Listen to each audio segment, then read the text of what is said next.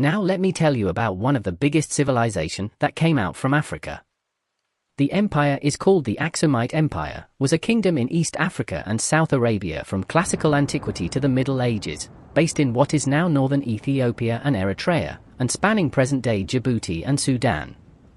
The kingdom of Aksum was considered one of the four great powers of the 3rd century by the Persian prophet Mani, alongside Persia, Rome, and China.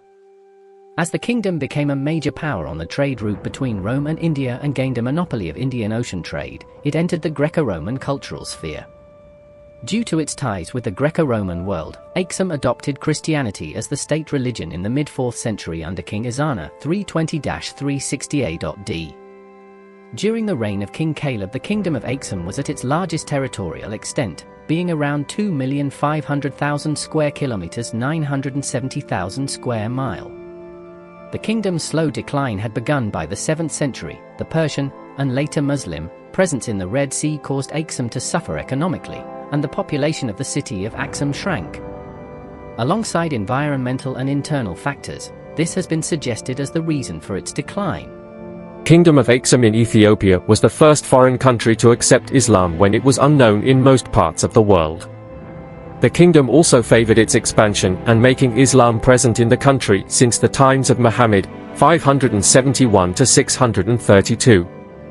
Now let's talk about this obelisk. The Italian occupation of Ethiopia ended in 1937 with looting, in which King Ezana's obelisk of Aksum was taken to Italy as war spoil. The monolith was cut into 3 pieces and transported by truck along the tortuous route between Aksum and the port of Marsawa, taking 5 trips over a period of 2 months. It traveled by the ship, Adwa, arriving in Naples on March 27, 1937.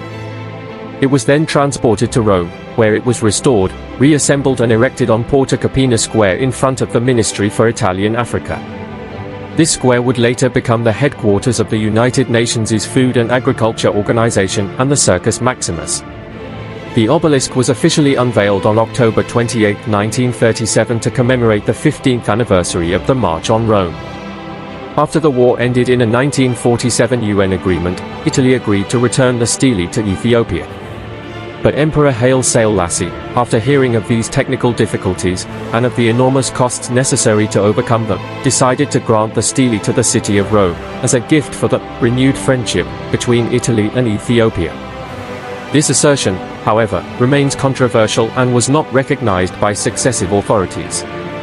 Colonel Mengistu Haile Mariam, who overthrew the emperor in 1974, asked the Italian government to return the stele to Ethiopia. Until the 19th of April 2005, when the middle piece was repatriated by use of an Antonov 124, amidst much local celebration. It has been described as the largest and heaviest piece of air freight ever carried. Then on the 4th of September 2008 it was reconstructed and unveiled on its original home.